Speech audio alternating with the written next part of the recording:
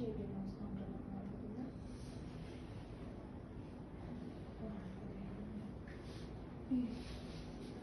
मैले भएको नोज कन्ट्रोलिङको लागि मैले फेसको लागि चाहिँ यो युज गरेको थिएँ नि त। नोजको लागि चाहिँ म हल्का लाइट नै गर्छु, त्यसैले मैले यो सेड लिएको छु। ल अझै लाइटर। फेसको लागि भन्दा नोजको लागि चाहिँ लाइटर सेटै युज गर्नुपर्ने हो? पर्ने होइन, सेम सेडले पनि गर्न मिल्छ, तर नोजमा एकदमै हार्स देखिने चान्सेस धेरै हुन्छ कि बिग्रिहाल्ने हुन्छ होइन। सो हजुर केही हेर्दा छिट्टो नोटिस हुने भनेको नोज एरिया हो नि त। सो जति सफ्ट कलर लिनुभयो त्यति त्यही अनुसारले बिस्तारै बिल्ड गर्दै जाने हो क्या। गर्न त सेम कलरले पनि गर्न मिल्छ, हजुरहरूले त्यो मिलाउन सक्नुहुन्छ। सेम कलर लिएर थोरै क्वान्टिटी राखेर पनि मिल्यो, ओर लाइटर कलरले गर्दा पनि भयो।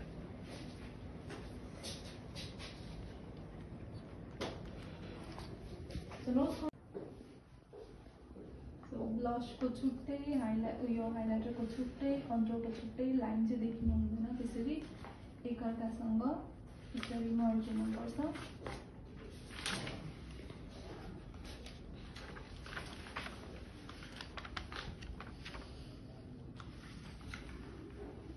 मैले के लगाउनु ब्लस हो।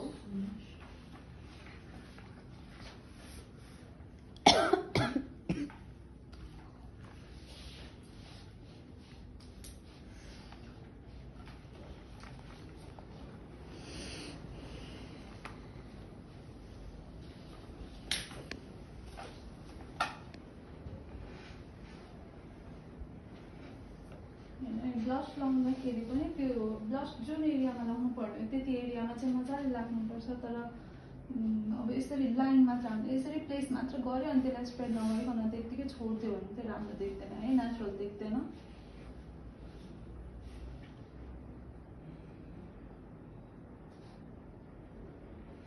यसलाई पनि मैले ड्याबिङ मोसनले मात्रै ब्लेन्ड गरिरहेको छु।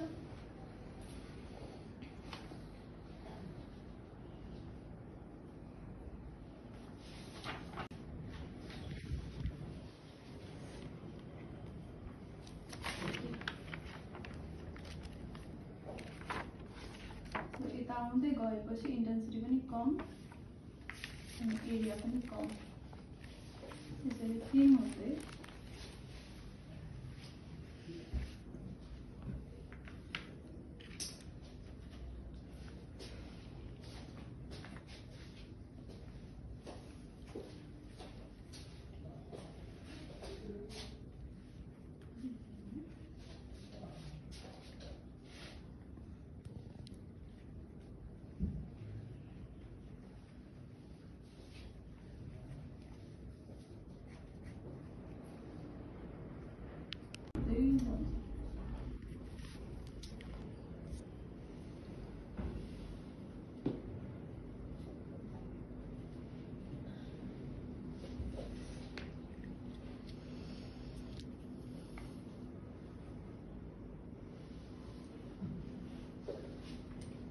तल आइस्याडो लगाउँदाखेरि यो ड्रप स्याडो लगाउँदाखेरि थोरै होला भएछ।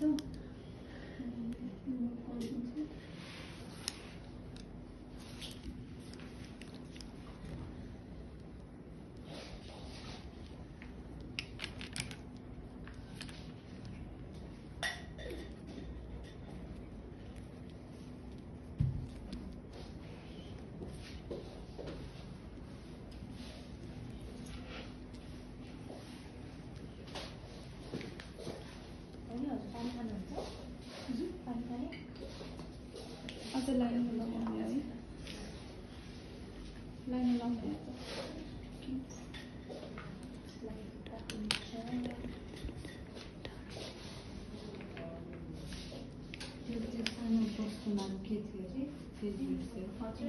स्मल फ्ल्याट र एकदम ध्यान दिएर हेर्न यो त्यसबाट भिडियो बनाउँदा नि तर एकजनाले सबैजना भिडियो बनाएपछि ध्यान नै त्यही हुन्छ नि।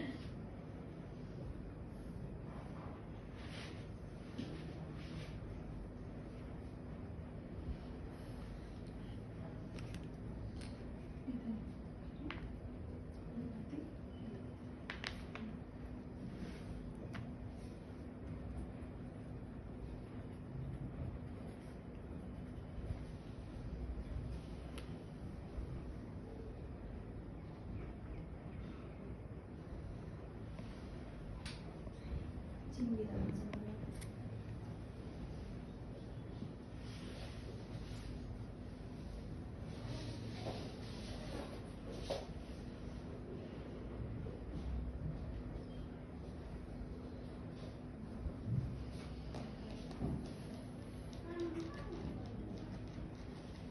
यसरी आँसुहरू आउँछ नि त बसेकोमा आई मेकअप गर्दा स्पेसली अनि यस्तो भयो भने चाहिँ टिस्यु अर क्युटिप्स लिएर यसरी बिस्तारै राख्दिने अनि यसले सबै त्यो सोच्छ है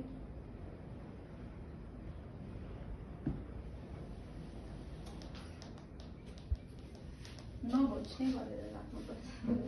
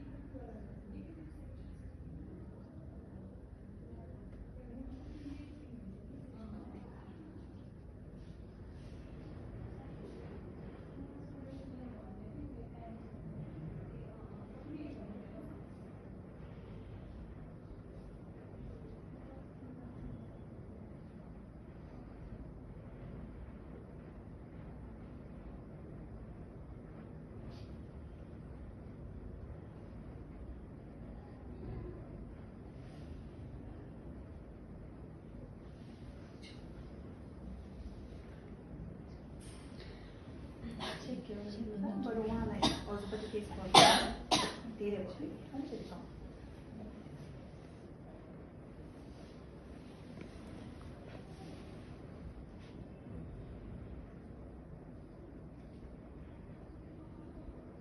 स्क्रिनमा कहिले हामीले गर्दा चेकिरहेको हुन्छ क्या थाहा हुँदैन नि त सो हजुरहरूले भन्नुपर्छ है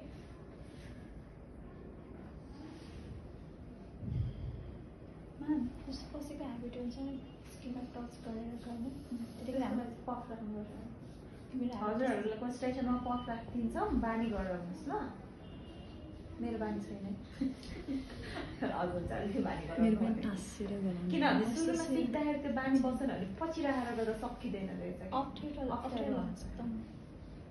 कि चाहिँ त्यस्तो गर्ने नत्र चाहिँ टक्कलाई टिस्यु राख्दैन यहाँ पानी टिस्यु राख्नुहुन्छ सफ्ट खालको गर्नु तर एकदमै सफ्ट अब यस्तो खालको टिस्यु भने अति दर चाहिँ मार्क बस्दिन्छ सो सकेसम्म चाहिँ कि चाहिँ डिरेक्ट हजुरले अरू कुनै सफ्ट कपडाहरू राख्नु पनि मिल्छ होइन नत्र चाहिँ हजुरले त्यो पफलाई त्यसरी यसरी राख्दैन अनि त्यसको माथि यसरी राख्नु मिल्छ कि छिराउनै पर्छ भन्ने छैन नछिराइकन गर्दा हुन्छ गर्नु मिल्छ आफूलाई जसरी इजी हुन्छ त्यसरी गर्ने छिराउनै पर्छ यहीँ राख्नै पर्छ भन्ने छैन तर त्यसरी सिक्दा चाहिँ राम्रो हो अलिक प्रोफेसनल देखिन्छ त्यो राखेर गर्दा चाहिँ प्रोफेसनल खास गर्ने चाहिँ राखेर नै हो तर त्यो बाहेक अरू वेमा इजी लाग्छ भने त्यो गर्दा नि हुन्छ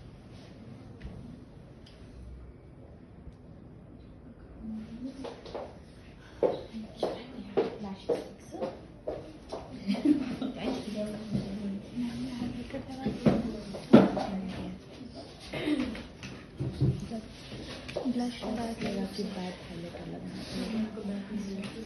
छिटा लिया भोलि आउँछ होला